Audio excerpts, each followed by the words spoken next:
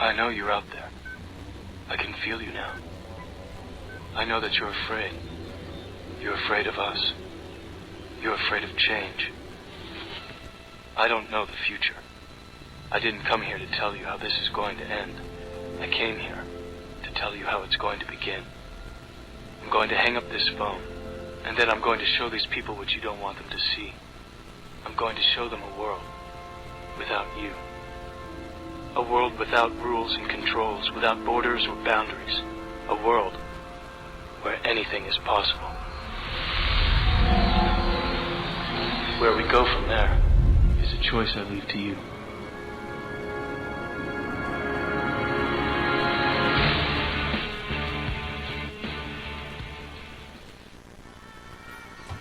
Good evening, Internet. We're back. It's episode 1 of 2015. Last week's episode was merely a tryout to get me used to all the new studios layout and stuff, and I failed abysmally. And that's exactly what you need to do in order to improve things. So if it starts out bad and you make it better, then you're moving in a straight line. It's the 12th of January 2015, episode 1, and we've got all sorts of news stories, all sorts of Recomedia, and me rambling on in the middle, and some cool music and stuff like that for you on the show. So we're going to go into the news and be very, very groovy. Okay, anti-terror plan to spy on toddlers is heavy-handed, thanks to Harlequin, who sent us this link. Nursery and staff childminders are given duty to report toddlers that they suspect of being at risk of becoming terrorists under the new Home Office measures. Nursery school staff and registered childminders must report toddlers at risk of becoming terrorists under counter-terrorism measures proposed by the government. Ooh, give me those bricks. No! Allah says, do not give you the bricks. The directive is contained in a 39-page consultation document issued by the Home Office in a bid to bolster its Prevent anti-terrorism plan. Prevent, as in prevent, and it's an anti-terrorism plan. Critics said the idea was unworkable and heavy-handed. No fucking shit. And accused the government of treating teachers and carers as spies. The document accompanies the Counter-Terrorism and Security Bill. It's always a bad sign. Currently before Parliament, it identified nurseries and early years childcare providers, along with schools and universities, as having the duty to prevent people being drawn into terrorism. Just say no. The consultation paper adds, senior management and governors should make sure that staff have training that gives them the knowledge and confidence to identify children at risk of being drawn into terrorism and challenge extremist ideas which can be used to legitimise terrorism and are shared by terrorist groups. So, terrorism. They should know where and how to refer children and young people for further help, but concern was raised over the practicalities of making it a legal requirement for staff to inform on toddlers. I have no idea what a radicalised toddler looks like. They're all really, really egotistical, so they're all kind of radicalised in self-interest. They're toddlers. They're learning to socialise. They're all pretty weird and scary. Yeah. David Davis, the Conservative MP and former Shadow Home Secretary, said it is hard to see how this can be implemented. It is unworkable. I have to say, I cannot understand what they are expected to do. Are they supposed to report some toddler who comes in praising a preacher deemed to be extreme? I don't think so. It is heavy-handed. Mr. Davis, I'm starting to agree with David Davis. What's going wrong with this show? Mr. Davis also accused the Home Office of pushing the legislation too quickly, without giving it a second's fucking thought. Too quickly. Isabella Sankey, the policy director at human rights body Liberty, said, and we've quoted her loads of times, turning our teachers and childminders into an army of involuntary spies will not stop the terrorist threat. Far from bringing those at the margins back into mainstream society, it will sow seeds of mistrust, division, alienation from an early age. No shit. The government should focus on projects that support vulnerable young people and the people they're supposed to look after. Instead, they're playing straight into terrorist hands by rushing through a bill that undermines our democratic principles and turns us into a nation of suspects, like we aren't already. Head Teachers Union, NAT, the National Association of Head Teachers, said it was uneasy with new guidance. General Secretary Russell Hobby said it's really important the nurseries are able to establish a strong relationship of trust with families, as they are often the first experience the families will have of the education system. Yeah. Any suspicions that they are evaluating families for ideology could be quite counterproductive. Duh. Nursery settings should focus on the foundations of literacy and socialising with other children. Those are the real protections. Schools and nurseries, he said, should not be required to act as a police service. Duh. So, it's just incredible. I love this sort of stuff. It's like, inform on your friends for fabulous prizes and stuff like that. A Home Office spokesman said last night, "We are not expecting teachers and nursery workers to carry out unnecessary intrusion into family life." Someone kicking in your door for your homework. "But we do expect them to take action when they observe behaviour of concern." He added, "It is important that children are taught fundamental British values in an age-appropriate way. For children in the early years, this will be about learning right from wrong and in practitioners challenging negative attitudes and stereotypes. We would expect staff to have the training they need to identify children at risk of radicalisation and know where and how to refer them to for further help. It is understood ministers will expect nursery staff to report, for example, anti-Semitic comments made in front of them by toddlers. We would not expect this behaviour to be ignored," said a source. Other examples of children at risk of radicalisation includes instances where a Muslim child might tell a teacher that he's been taught at a religious school or madrasa that all non-Muslims are wicked. Yeah. Okay, now, this is where the responsibility of the parents comes in to, socialise their children. It's like a basic parental thing. No, don't go and kill other children. Don't steal and all this sort of shit. It needs to be taking place at home, and generally does. And it's just another case of the nanny state actually, having an afternoon sticky liaison with fascism, really. So, yeah, our government is mad. Okay, moving on from that, because that's a whole ball of wax that, if you want to comment on it or anything like that, just send it into the usual email address, v4v@earthling.net, and tell us what you think about that if you're interested. But that's just nuts, and it will be sort of taken apart. I mean, it's just absolutely insane. Okay, moving on. iWatch ads. Not iWatch ads, but ads on your iWatch. As the Apple Watch approaches its vague early 2015, in inverted commas on the report, it was in inverted commas, early 2015 release date, there's still a lot to learn about the hotly anticipated smartwatch. Again, put that in inverted commas as well. Hotly anticipated smartwatch in the same sentence as Apple. Sure, it can give us directions by tapping our wrists and letting us send crude fish drawings to friends, but one burning question remains: will it tell us about other things we'd like to buy? At this week's Consumer Electronics Show in Las Vegas, there's your clue, consumer electronics. In Las Vegas, we got an answer as TapSense detailed its plans for the first Apple Watch advertisements. The mobile marketing firm looked at what strategies have worked on smartphones, like embedding ads in the apps themselves, and wants to turn them into something more suitable for wearable tech. TapSense fears that older styles of ads will be seen as spam by many users. No fucking shit. And subsequently ignored. Again, no shit. So they're offering services to provide ads that make sense on the small but ever-present screen of a watch. Oh. Since November, developers have been tinkering with Apple Watch software through the WatchKit tool, and integrating new interactive ad formats has been a big consideration. Wearables and in the Internet of Things are the next frontiers in the mobile revolution. We are excited to announce the industry's first programmatic ad platform for Apple Watch developers and brands, said Ash Kumar, co-founder and CEO of TapSense, in a statement. While most of our competitors are focused on banner ads and legacy platforms, we are focused on innovation and the next generation platforms. Ideas include putting brands and logos on the customizable watch face and monitoring how often users move their wrists to gauge their interest in a brand. And as far as larger advertising philosophies go, though, TapSense is betting on hyper-local targeted ad delivery.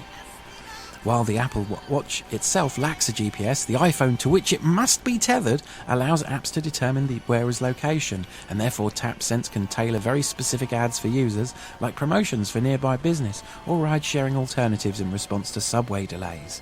While this all may sound great to the advertisers it marketed towards, users already in a tech landscape full of iffy privacy policies might be a little wary. The ads on a device you can turn off, like a phone, are one thing, but these ads on a device designed to be worn and looked at pretty much all the time, still, Apple Watch ads are coming whether we like it or not. Let's just hope TapSense and any other companies offering them figure out an approach that works for everyone. Yeah, it works for everyone. I'm going to quote Bill Hicks there, and it says, if you work in marketing, kill yourself. Do it now. Throttle yourself. Shoot yourself in the head. Oh, wow. Can you imagine advertising just blinking on your watch all the frigging time? Does anybody else see there's a problem with that? Does anybody's head go bang when they think, I want to watch that advertised to me while I pay for bandwidth for the adverts to be downloaded? I really fucking resent that. Not always being on like a completely unmetered internet. You know, having something chew up my bandwidth to advertise to me, something that I will not buy because it has been advertised to you.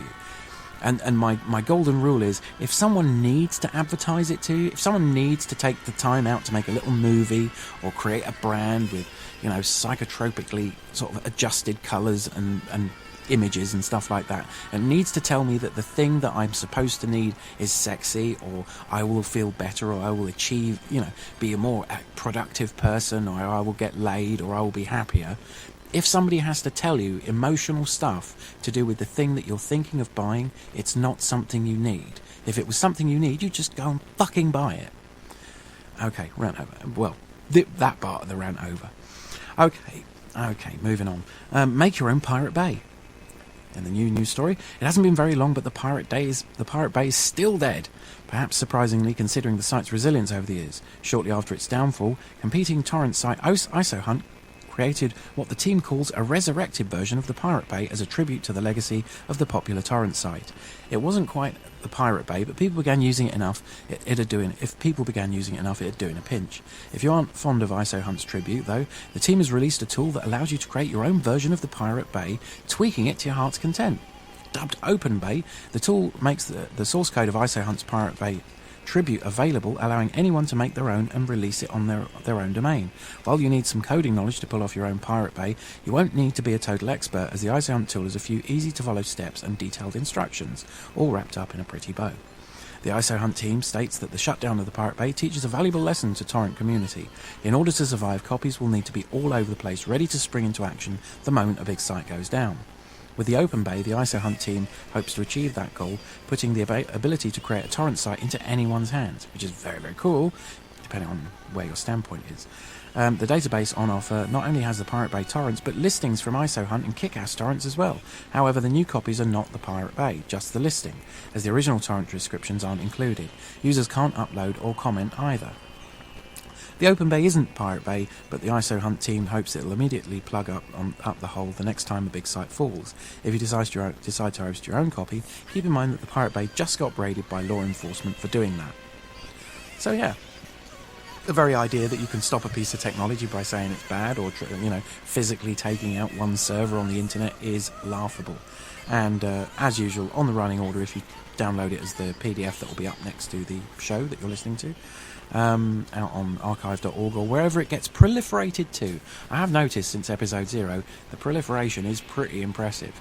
I just upload it to one place and all of a sudden it's all over the place, including YouTube. So if you're listening to this and you're wondering where your next fix is coming from, or it's wound up on your computer and you've listened to it and you've gone, where is more? YouTube is a good place to start. Okay, another story from Harlequin. The NSA's Black Toolbox, a Snowden leak accompanying today's story on the NSA's Tailored Access Operations Group, TAO, the way of the NSA, details the NSA's toolbox of exploits developed by an NSA group called ANT. They love their acronyms. Advanced or Access Network Technology. TAO, ANT, NSA. The alphabet of bad things happening to you now. ANT's catalogue runs to 50 pages and lists electronic break-in tools, wiretaps and other spook toys. For example, the catalogue offers feed-through, an exploit kit for Juniper Network's firewalls, gimmicks monitor cables that leak video signals, biospace malware that compromises the computer even before the operating system is loaded, and compromised firmware for hard drives from Western Digital, Seagate, Maxtor and Samsung. Many of the exploited products are made by American companies, and hundreds of millions of everyday people are at risk from the unpatched vulnerabilities that the NSA has discovered in their products. The ANT division doesn't just manufacture surveillance hardware, it also develops software for special tasks. The ANT developers have a clear preference for planting their malicious code in the so-called BIOS software located on a computer motherboard that is the first thing to load when a computer is turned on. This has a number of advantages. An infected PC or server appears to be functioning normally, so the infection remains invisible to virus protection and other security programs. And even if the hard drive of an infected computer has been completely erased and a new operating system is installed, the ANT malware can continue to function and ensures that new spyware can once again be loaded onto what is presumed to be a clean computer. The Ant developers call this persistence and believe that this approach has provided them with the possibility of permanent access. Another program attacks the firmware in hard drives manufactured by Western Digital. See, I've already said that. This was a sub-quote inside the article. And again, there's always a link on the Wikipedia. I mean, that's... I'm not surprised, but I am pretty impressed that, the NSA's hackers are pretty elite. So, literally, if you're putting it on a computer and then you put that computer on the internet, your stuff is not safe. There you go. Okay, Kevin is a Geek sent us this one. Bots buy passports and ecstasy. Yeah, that's a party. Abroad and drugs. European art collectives got more than they bargained for in their new show. A bot that they programmed to make automatic purchases on the darknet sent back ecstasy pills and fake Hungarian passports. As part of the new show, The Darknet, from memes to Onionland, these groups programmed the random darknet shopper to spend $100 worth of bitcoins per week on whatever it could find on the deep web. Home of purported hitmen to be hired or very real drug transactions on Silk Road. In this case, the bots found drugs and passports and bought them, meaning that a computer program is now officially broken the law. I love that. So, yeah. Let me post that. Right. So, according to Fusion, if this were to happen in the United States, then the wordings of various laws could make the program culpable. If certain legal requirements are met, then there could be a heap of trouble for the programmers, even if they didn't know what was happening and their only hand in the deal was writing the code. Fortunately for the bots programmers, Carmen Weisskopf and Domanji Smolijo, they're not in America. They believe Swiss law is on their side in this case, thanks to liberal rules governing arts and public interest. Still, we should all get ready for a future of law-breaking machines. Yay! So, again, that was from popularmechanics.com. That's a great link for a thing. Okay, and finally, in our news roundup, we have a 7-year-old survives plane crash because of skills, thanks to Juva, who sent this one in. Relatives told NBC News that 7-year-old Sailor Gultzler, who walked away from a Kentucky plane crash that killed 4 family members, used survival skills learned from her father to make her way safely to a home nearly a mile away from the crash site. Her father, Marty Gultzer, was a flight instructor, a pilot for 30 years who had taught his kids survival skills. Sailor had apparently paid close attention because relatives say she used the plane's burning wing to light a branch to find her way out of the dark woods. Okay, NBC's Gabe Gutierrez reported. The second grader, who had broken a bone in her wrist, freed herself from the plane that came to rest, upside down in a densely wooded area, wearing shorts and a t-shirt and missing her shoes and one sock. Although she was unable to light the torch, she managed to make her way through nearly a mile of dense forest as she tried to find help for her family. She's in a place she doesn't see any lights. She walks through thorns, briars, 12-foot ditch, a creek bed, and continues to walk in that environment with no shoes on until she sees a light in a house, said Lieutenant Brent White of the Kentucky State Police. To say it's a miracle is an understatement. Nope, that was self-rescue. So, now, that was a random thing. So that's our news stories at the beginning of the year. We're going to go into play some music, and I'm hoping this is going to work. Nope, it hasn't. I know you're out there. See, that's what happens when you don't close down a window you're not using. So, it's this one. So, we're going to go into some halftime music. That's Pomplamoose with The Internet is Awesome and Jonathan Coulton with The Future is Soon. And if I press this button, it now should work.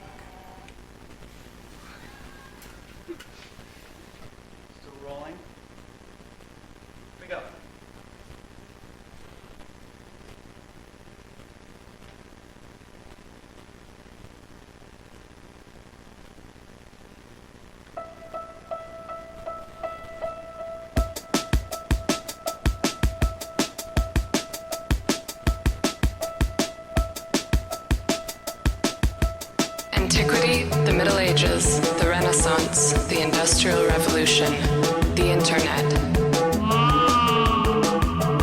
Strange to think that we don't even really know when it started, but it used to fit on a single computer. And now we have no idea how big it is.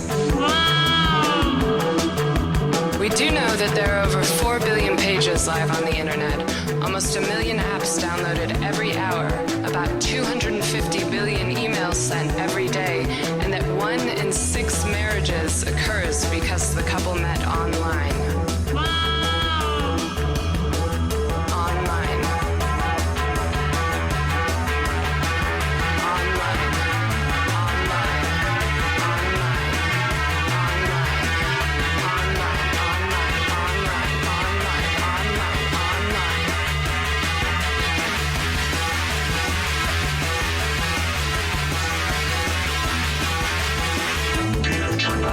awesome. The internet is awesome. Before the internet, ordinary people could only publish their ideas and creations if they went through a gatekeeper.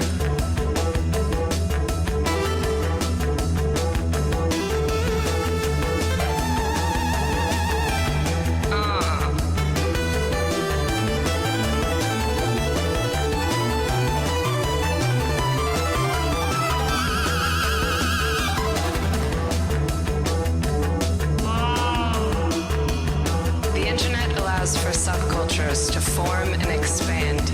If you're 1 in 1,000, then on the internet, there are 2.5 million people who identify with the things you love.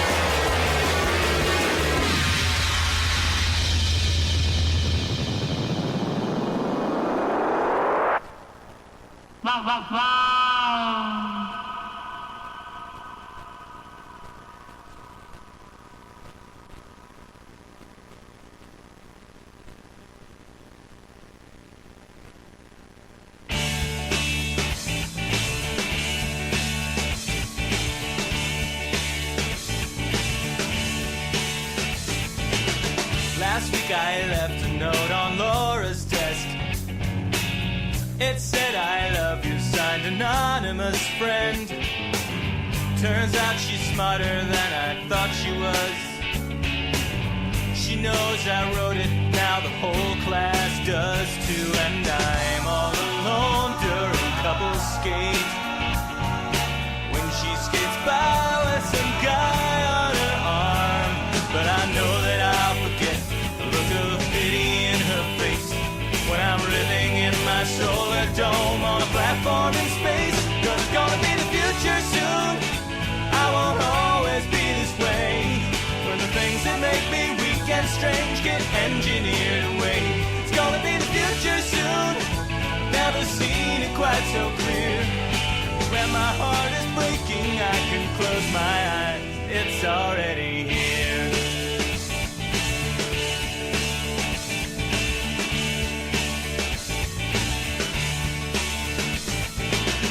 I'll probably be some kind of scientist, building inventions in my space lab in space. I'll end world hunger, I'll make dolphins speak, work through the daytime, spend my nights and weekends perfecting my warrior robot race, building them one laser gun at a time. I will do my best to teach them about life and what it's worth. I just hope that I can keep them from destroying the earth. 'Cause it's gonna be the future soon, and I won't always be this way, when the things that make me weak and strange get engineered away. It's gonna be the future soon. I've never seen it quite so clear. When my heart is breaking, I can close my eyes. It's already here on earth. They'll wonder, as I piece by piece replace myself, and the steel and circuits will make me whole. But I still feel so alone, until Laura calls me home. I'll see her standing by the monorail. She'll look the same except for bionic eyes. She lost the real ones in the robot wars. I'll say I'm sorry, she'll say it's not your fault. Or is it? She'll eye me suspiciously, hearing the whir of the servos inside. She'll scream and try to run, but there's no way she can hide. When a crazy cyborg wants to make you his robot bride, well, it's gonna be the future soon, and I won't always engineered away. It's gonna be the future soon. I've never seen it quite so clear. When my heart is breaking, I can close my eyes. It's already here.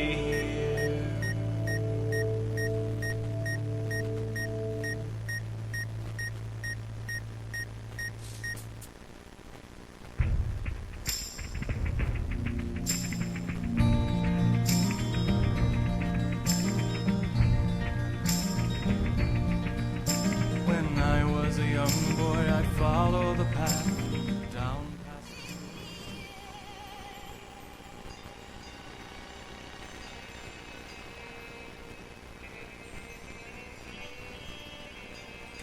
Well, that's what happens when you download stuff illegally from YouTube. They put stuff on the end of the tracks. And that's what happens when you try and organise multiple VLC playback buttons instead of sorting it out ahead of time. So yeah, let me just move the... I've moved my chair so the mic distance is different. Okay, we're back.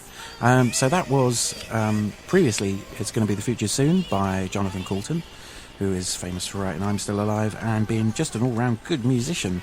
And I'm going to keep playing his stuff until somebody sends me some new music or some links to something I can listen to that isn't someone screaming into a microphone, distorting all the lyrics, because I kind of like funny, trippy songs. And then before that was Pomplamoose was The Internet Is Awesome, which I thought was kind of fitting, one of their new tracks. Go and find them on YouTube and buy their albums, buy stuff from people making things. That's always good. Okay, so I'm going to go into my in the middle of the thing speaky bit, and I'm going to talk about my recent adventures in broadcasting and job hunting. So as a few of you know, I've been broadcasting on a local radio station, which is kind of like moderated my language. It's really weird. I'm not fucking swearing nearly enough on my own podcast. Because if you're listening to my podcast, you've chosen to bring it into your house, whereas you're listening to broadcasting, you might not have time to turn the knob over as soon as I start swearing. And Ofcom are listening if I'm broadcasting on FM, which is a hassle. But it's also very, very, very interesting to, you know, for someone to say, here's a real radio station you can play with and put out what you want. And also you can play whatever music you like, so I've been playing some really cheesy stuff. And organising it with a couple of the guys that, you know, completed the broadcaster's course with me, because it was kind of like, come along and be a broadcaster, which I thought was, you know, a really sensible thing to do, given that I'm planning to start doing this again. So once a week now, on a Friday at 1 o'clock, I'm broadcasting from All FM. If you want to tune into it, if you go to allfm.org, you can listen to their live stream.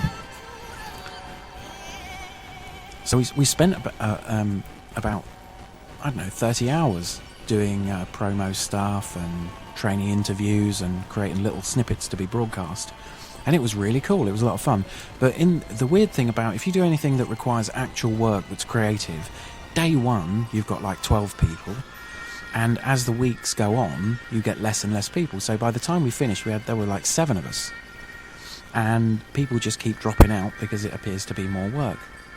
My pop shield is failing, so hold on, I'll get a little further away from the microphone. So, so we spent a couple of weeks doing this, and this is while I was job hunting, and I learned how to broadcast and learned about radio, the UK's radio law as far as broadcasting goes, and we got let loose in a local radio station, which was pretty well spec'd. I didn't suffer from any of the problems that a lot of the other guys did, you know, sitting in front of a microphone, because I've been doing that for years.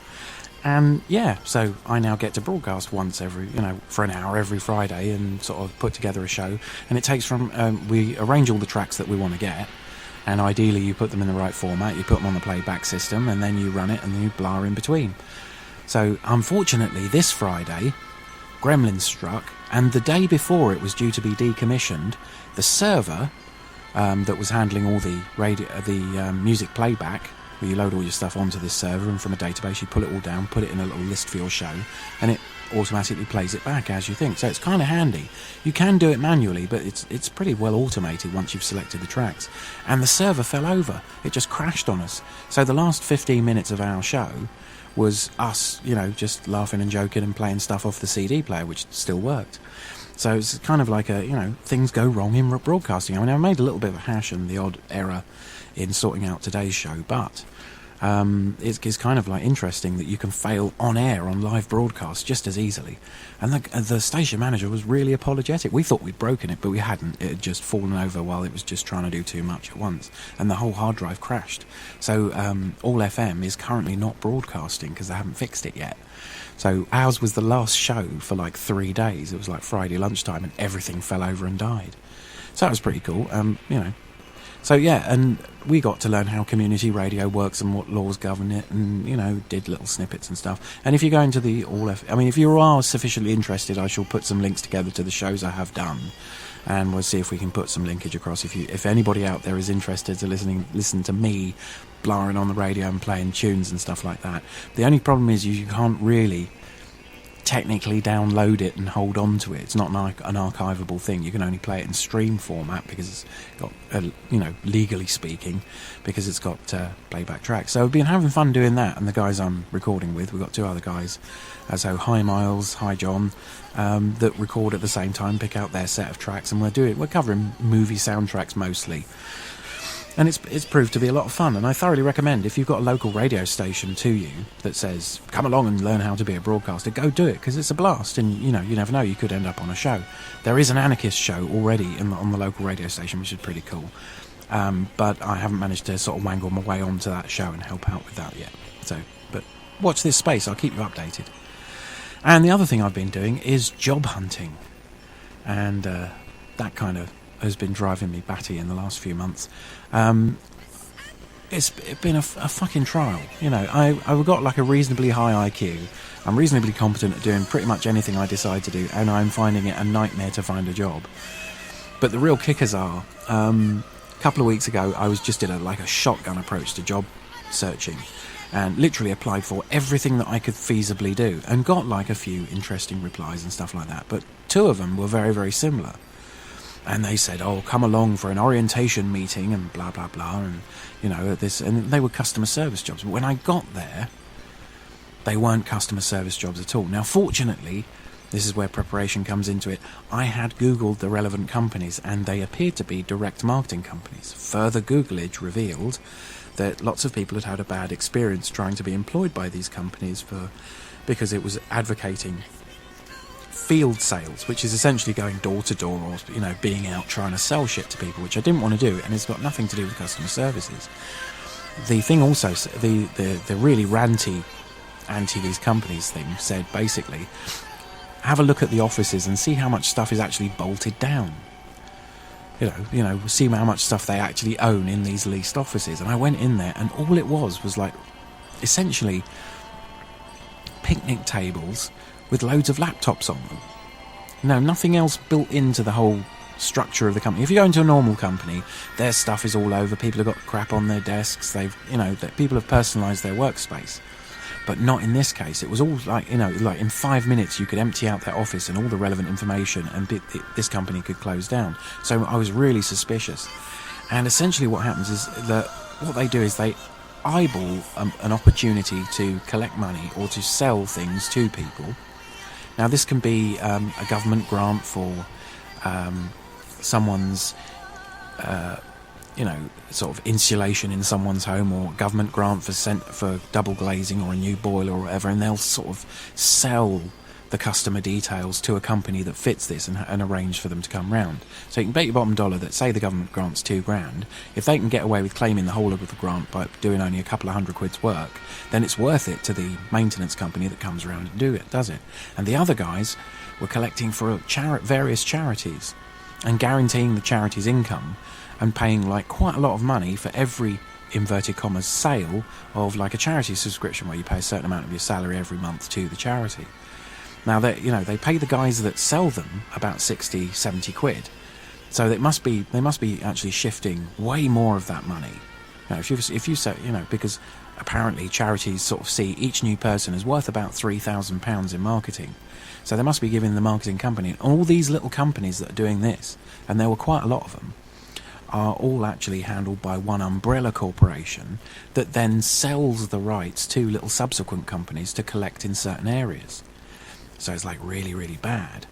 So ABCO, ABBCO, is probably a company to watch out for. So if you are applying for work and you see like the ABCO logo anywhere in the building, then what they mean is that you're either going to go door to door collecting for charities or door to door trying to sort of swindle the government out of money, and essentially you'll be self-employed.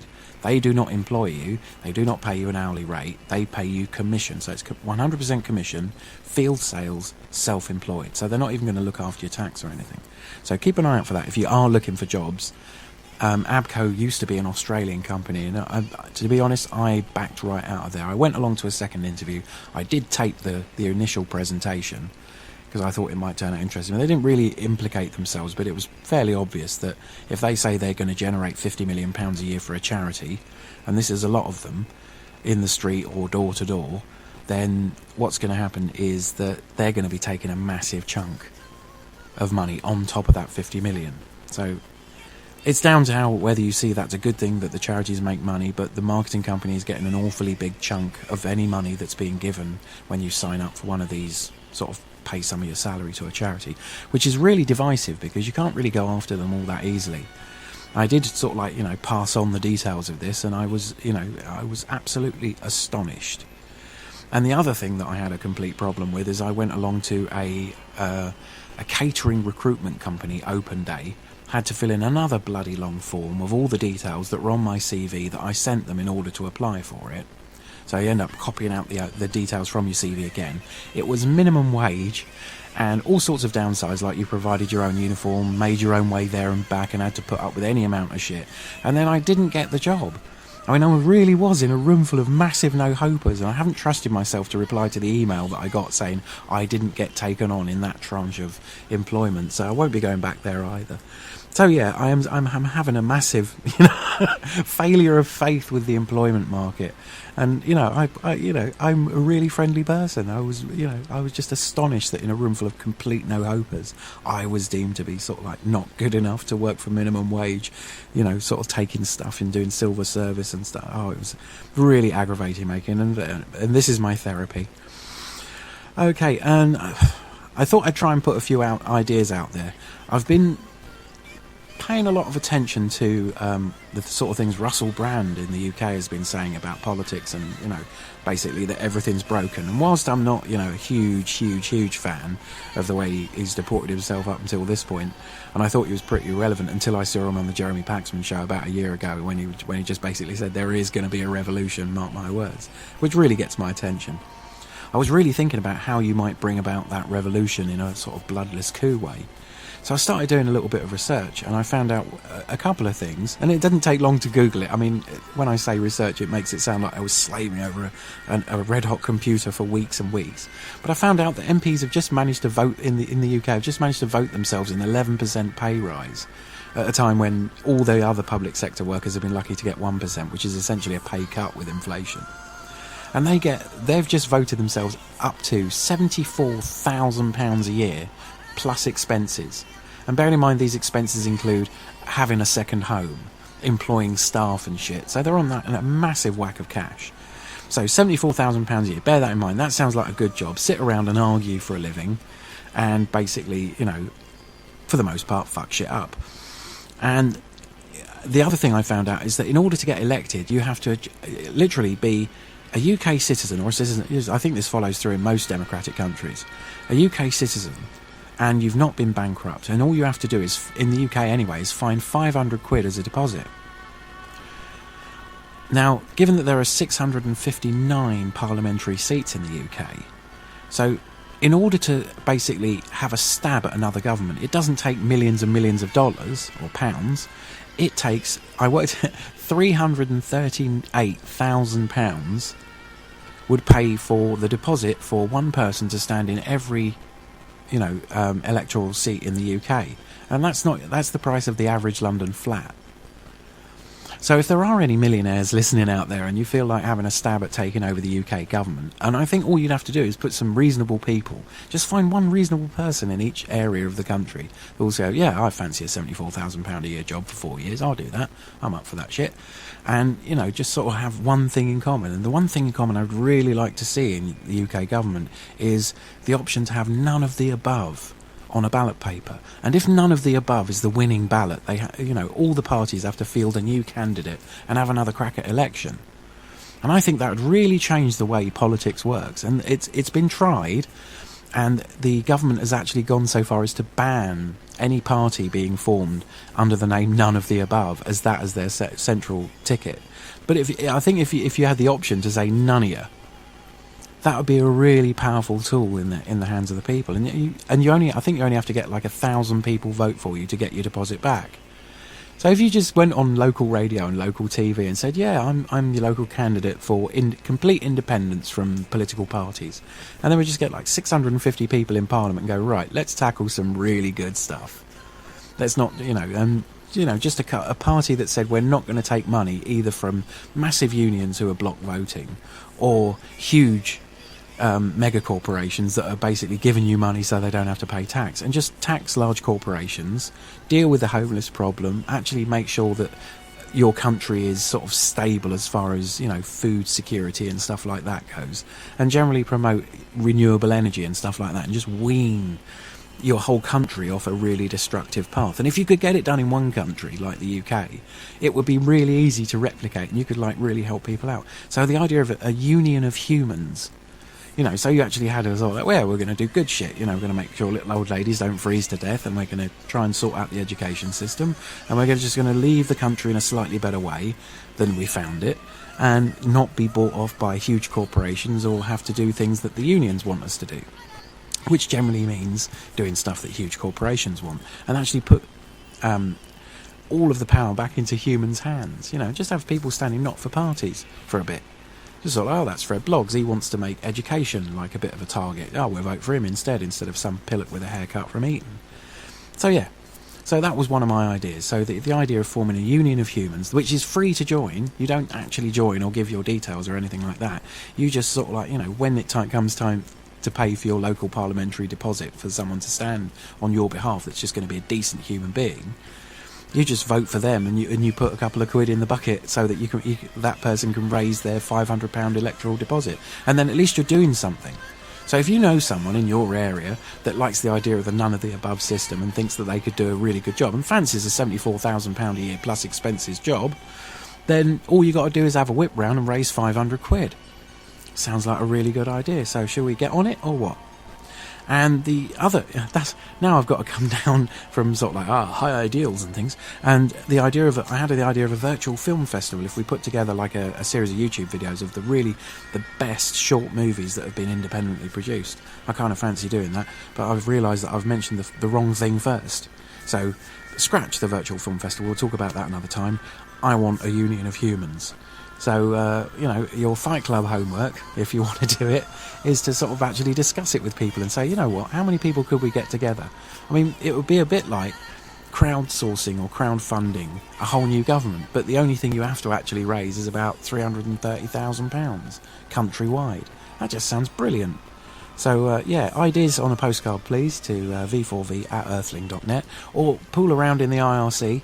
That's at Rangers, R4nger5, and that's at freenode.net. However you want to get onto it, there's plenty of IRC clients. And of course, go along to rangers.com, R4nger5.com. And we're now moving on to the Recomedia bit. So I've put up a link in the Recomedia stuff that's going to be on the PDF that should be attached to this file. So if somebody does upload it to YouTube, please put a link to the archive.org and the PDF, which is the running order. So I managed to find a link to the Book of the Future again, which is hilarious. It was published in 1979 by Usborne, and it was absolutely bloody funny to see what they predicted, and some things that they predicted that really came to pass. Juva sent us a link for a video to YouTube for X-ray security scanners, and somebody did an honest security and health evaluation, and it turns out they are bad for you and they don't really stop anything. And Juva also sent us the movie PayPal's War on Terror, which is kind of like a conferencey movie with people that were at the Pirate Bay and other institutions that actually got sort of like waged on and hassled by the FBI and stuff. Chaos Bunny sent us a really scary video on the future of mechanisation, which basically outlines which industries are going to be safe and which are going to get eventually eroded completely by computerisation and labour-saving devices and stuff, and that's really worth watching. And she also sent us the Book of Bad Arguments, and that's go to bookofabadarguments.com. And it's a really good book about all these sort of types of arguments that are designed for belligerent people to fail at, and sort of points out things like self-fulfilling prophecy and all this sort of stuff. And that was very, very cool. So but it's all with these really cutesy illustrations and very sort of shorthand sort of descriptions and things like that. That's really good if you're into logic. I've been listening to Russell Brand's new book Revolution, and it is on YouTube somewhere. So if you punch in Russell Brand's Revolution, you might be able to find it as an audiobook if somebody has pirated it and done it. It's an interesting listen. I won't say I'll back it up. It isn't what I have with it is a warm glow that somebody else says shit is fucked up, and that's always cheering. I'm not entirely sure about the style of it. I think setting out some ways you might want to do it, which led to me thinking about the Union of Humans.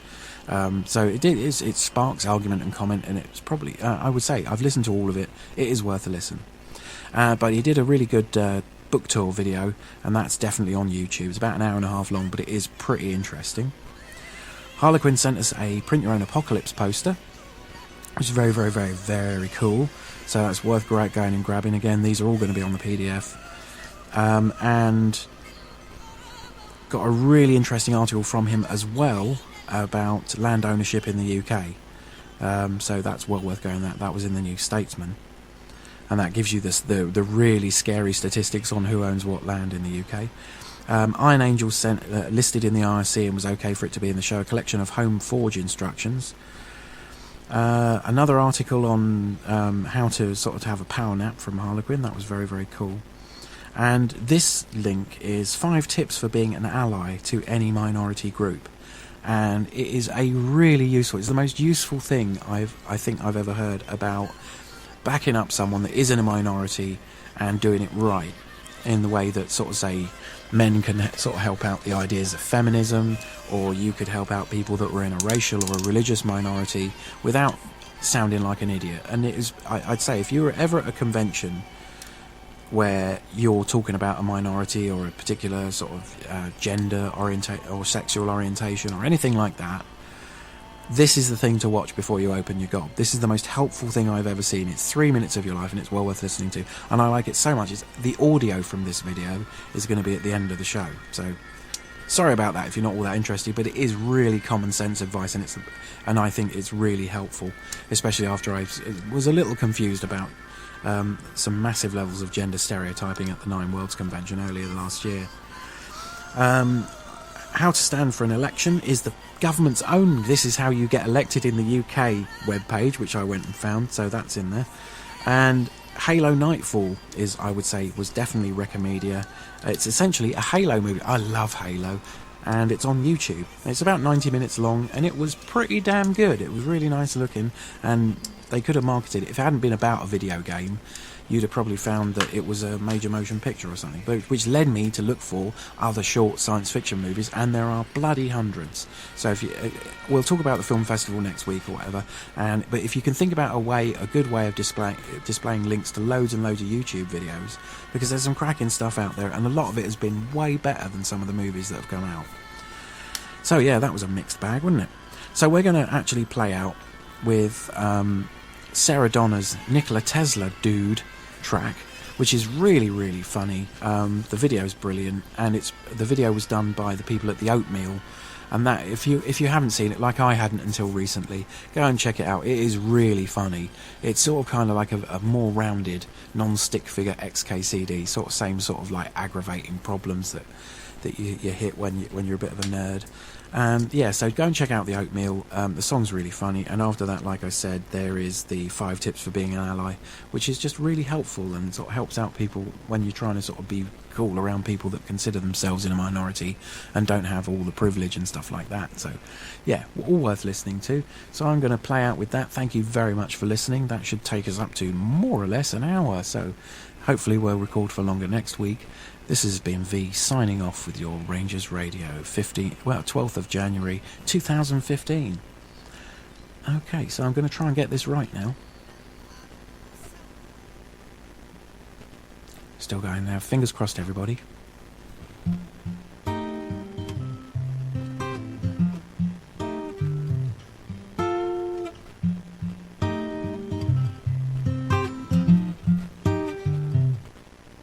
You were 6'6", a hit with 19th century chicks, and if I had my way, your mustache would have its own grave. Nikola Tesla, why did you leave the world behind?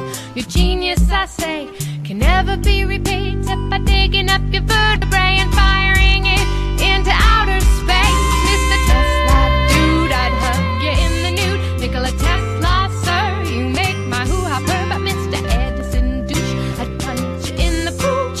You're a bloated, pig-faced, worthless mooch. Thomas Edison, guy, I wanna vomit on your life. Set fire to your wife, fertilize my bonsai. But Mr. Tesla, man, I'd vote for you if you ran. Mr. Tesla guy, you rain down awesome from the sky.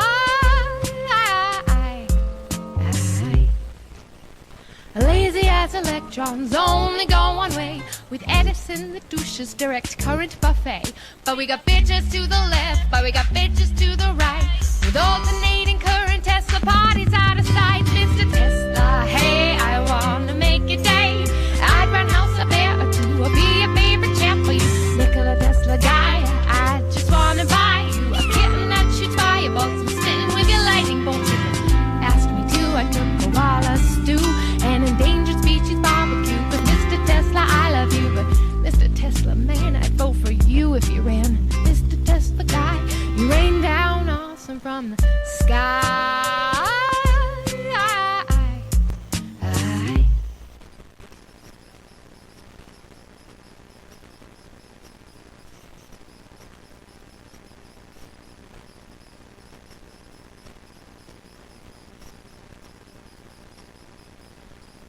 Hey friends! So I'm trying something different with my setup, and I don't know if it's working, but you will deal. Imagine your friend is building a house, and they ask you to help, but you've never built a house before. So it'd probably be a good idea for you to put on some protective gear and listen to the person in charge, otherwise someone's gonna get seriously hurt. Look, I'm helping! It's the exact same idea when it comes to being an ally. An ally is a person that wants to fight for the equality of a marginalized group that they're not a part of. We need your help building this house, but you probably should listen so you know what to do first. Let's do this.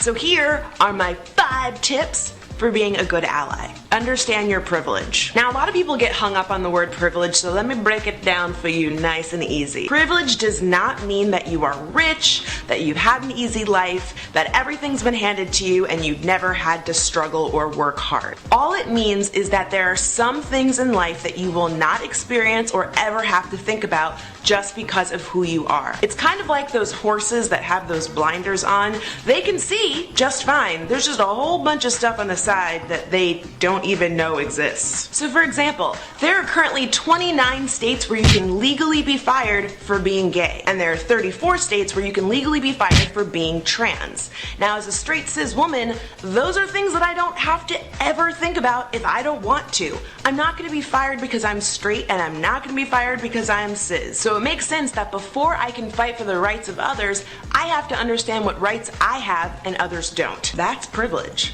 Listen and do your homework. It sounds like a no-brainer, but it's not possible for you to learn if you aren't willing to listen. So you gotta know when to zippa the lippa. I don't know. You get what I mean. But that's the thing that's so cool about social media. There are so many people sharing their stories all around the world and connecting with people that they normally would never get a chance to without the power of the internet. So do your homework. Start reading blogs, tweets, news articles, and stories so that you can get caught up on the issues that are important to the communities that you want to support. Speak up, but not over. If the Fight for Equality was a girl group, the ally wouldn't be the lead singer or the second lead singer. They'd be Michelle. An ally's job is to support. You want to make sure that you use your privilege and your voice to educate others, but make sure to do it in such a way that does not speak over the community members that you're trying to support or take credit for things that they are already saying. This isn't Mario Kart. Stay in your lane. Realize that you're going to make mistakes and apologize when you do. Nobody's perfect. Unlearning problematic things takes time and work, so you are bound to mess up and trip and fall. But don't worry, you can brush yourself off and get right back up. And back up! Just remember that it's not about your intent, it's about your impact. So when you get called out, make sure to listen, apologize, commit to changing your behavior, and move forward. Last but certainly not least, actually the most important thing on this list, is remember that ally is a verb. Saying you're an ally is not enough. You gotta do the work. 1 through 4. 1 through 4. As always, there are links in the video description box to some of the things I mentioned in this video, along with some resources that have been really helpful for me as I've gone along in my journey to be more conscious. So I want to hear from you in the comments. What are some sites that you suggest checking out, and what are some things that have helped you become a better ally? Let me know in the comments below. Don't forget to subscribe, and I'll see you when I see you. Bye! Fear is a little death that brings total obliteration. I will face my fear. I will permit it to pass over me and through me. I must not fear the flesh. I do feel